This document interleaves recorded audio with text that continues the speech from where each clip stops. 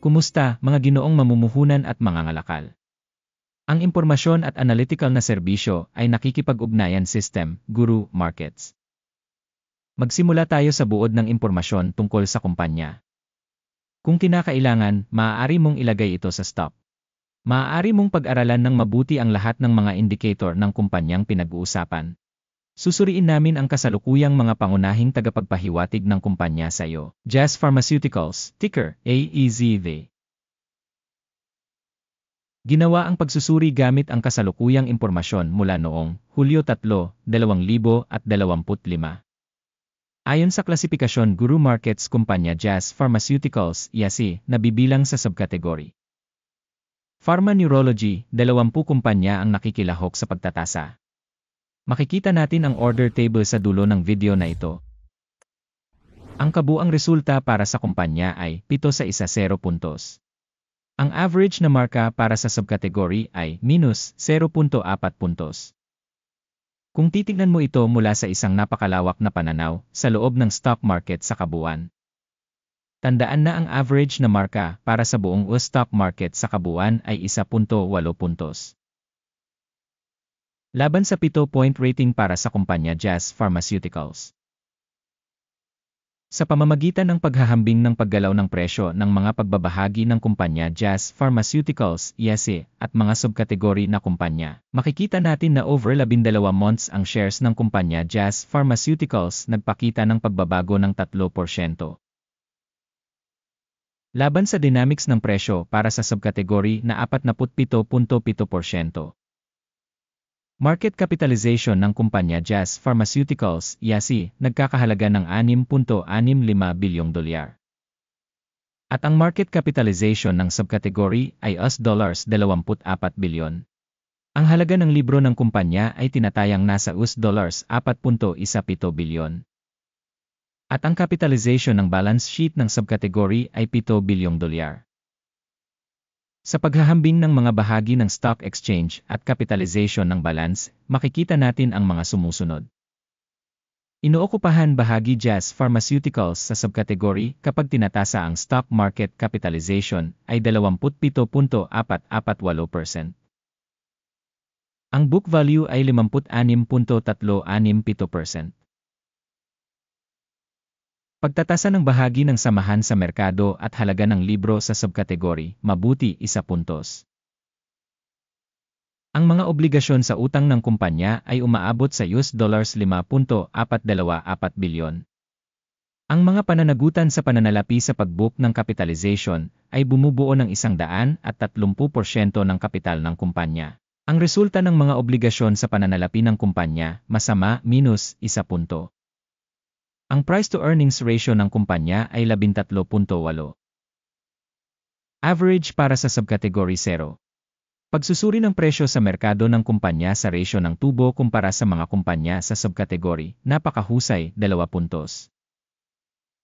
Ang mga kita sa huling 12 buwan ay $482 milyon.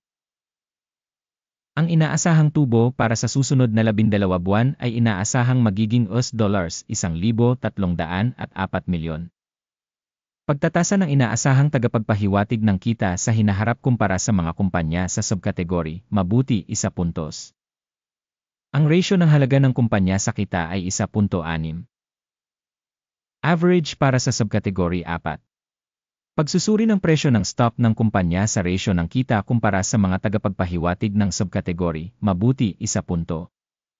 Ang kita sa huling 12 buwan ay 4,070. Ang hinaharap na kita para sa susunod na 12 buwan ay inaasahang magiging $6,630 milyon. Pagtatasa ng inaasahang mga tagapagpahiwatig ng kita sa hinaharap kumpara sa mga tagapagpahiwatig ng mga kumpanya sa subkategory, mabuti 1 puntos. Ang margin ng benta ay 11.7%, na ang average para sa subkategory ay -17%. Pagtatasa ng margin ng benta sa paghahambing sa mga tagapagpahiwatig ng mga kumpanya sa subkategory, mabuti 0.5 puntos. Ang bahagi ng kumpanya sa mga tuntunin ng bilang ng mga tauhan sa subkategory ay 50.221%. na 83% higit sa bahagi ng market capitalization. Ang halaga ng kapital bawat empleyado ng organisasyon ay katumbas ng $2,375,000. At para sa subkategory $4,346,000. Isang pagtatasa ng kapital ng merkado ng kumpanya bawat empleyado kumpara sa mga tagapagpahiwatig ng subkategory, mabuti, 0.5 puntos. Ang halaga ng tubo sa bawat empleyado ng kumpanya ay $172,200.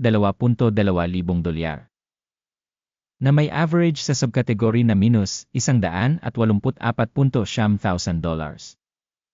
Pagsusuri ng kita ng kumpanya sa bawat empleyado kumpara sa mga tagapagpahiwatig ng mga kumpanya sa subkategory, mabuti, 0.5 puntos. Ang kita ng kumpanya sa bawat empleyado ay $1,452,000 sa subkategory na $1,071,000.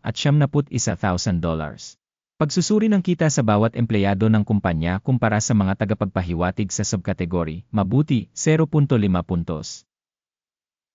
Ang dami ng mga transaksyon sa pagbebenta ay 1% na may average para sa subkategory na 12.2%.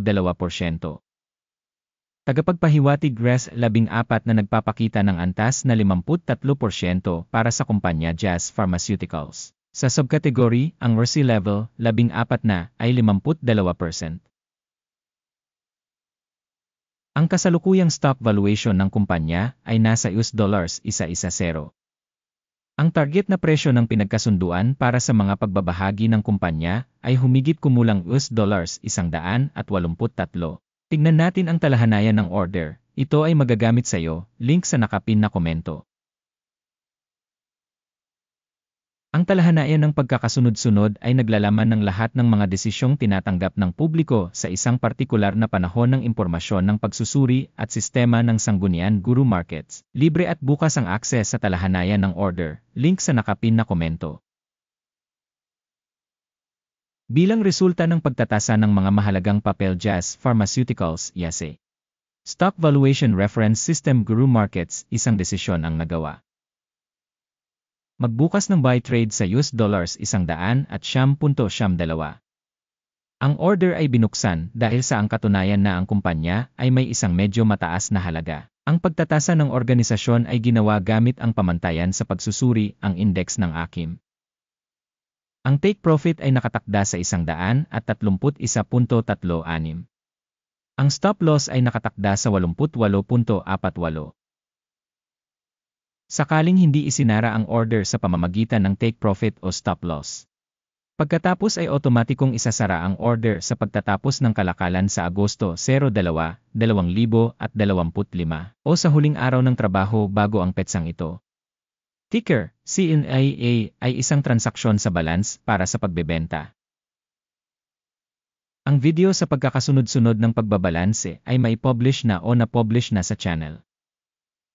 Sa kaso ng pagsasara ng isa sa mga order, ang paunahing o pagbabalanse. Ang pangalawang order ay naayos sa aktwal na presyo. Maraming salamat sa publiko sa panonood ng video na ito at sa paggamit ng Information and Reference System Guru Markets.